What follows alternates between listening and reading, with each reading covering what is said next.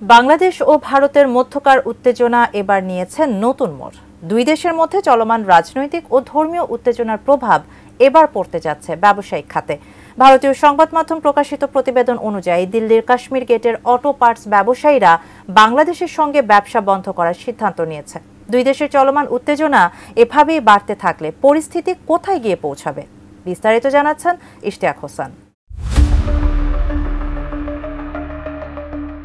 July August ছাত্র জনতার গণঅভ্যুত্থানে আওয়ামী লীগ সরকারের পতন হলে ক্ষমতাচ্যুত হয়ে দেশ ছেড়ে ভারতে পালাতে বাধ্য হন সাবেক প্রধানমন্ত্রী শেখ হাসিনা। এরপর থেকেই বিচ্ছিন্ন বিভিন্ন ঘটনাকে কেন্দ্র করে ভারতের সঙ্গে সম্পর্কের ফাটল ধরতে থাকে বাংলাদেশের। তবে এতদিন দুই দেশের মধ্যে রাজনৈতিক ও ধর্মীয় উত্তেজনা বিরাজমান করলেও এবার তা প্রভাব ফেলতে যাচ্ছে দুই দেশের ব্যবসায়িক সম্পর্কেও। বেশি পাকা টমেটো আর সিক্রেট রেসিপির কম্বিনেশনে তৈরি ব্রাউন সসের বস।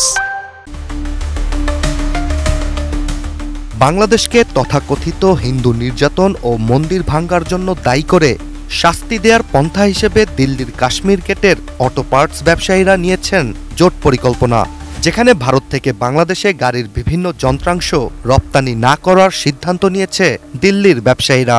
उसने तुरंत ही फैसला लिया कि हम लोग व्यापार बांग्लादेश से बंद कर देंगे। দিল্লিতে অবস্থিত অটোমোটিভ পার্টস মার্চেন্ট অ্যাসোসিয়েশন জানিয়েছে তাদের অ্যাসোসিয়েশনের আওতায় প্রায় 20,000 দোকান রয়েছে, যার মধ্যে 2,000 দোকান সরাসরি বাংলাদেশের সাথে ব্যবসা করে এসছে। এখন তাদের ধারণা বাংলাদেশের তথাকথিত হিন্দু নির্যাতনের প্রতিবাদ জানিয়ে তারা জানুয়ারির 15 তারিখ পর্যন্ত সকল গাড়ির যন্ত্রাংশ রপ্তানি বন্ধ করে দিলে বাংলাদেশের পরিবহন ব্যবস্থা স্থবির হয়ে পড়বে।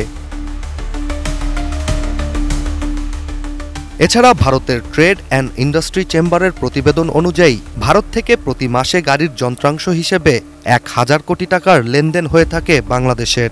এছাড়া বাংলাদেশের রাজনৈতিক পট পরিবর্তনের পর ভারতের অনেক ব্যবসায়ীর অনেক অর্থ বাংলাদেশে আটকে আছে বলে জানা যায় প্রতিবেদন থেকে, যার ফলেই অ্যাসোসিয়েশনের পক্ষ থেকে সবার সম্মতি নিয়ে রপ্তানি বন্ধের সিদ্ধান্ত নেওয়া হয়।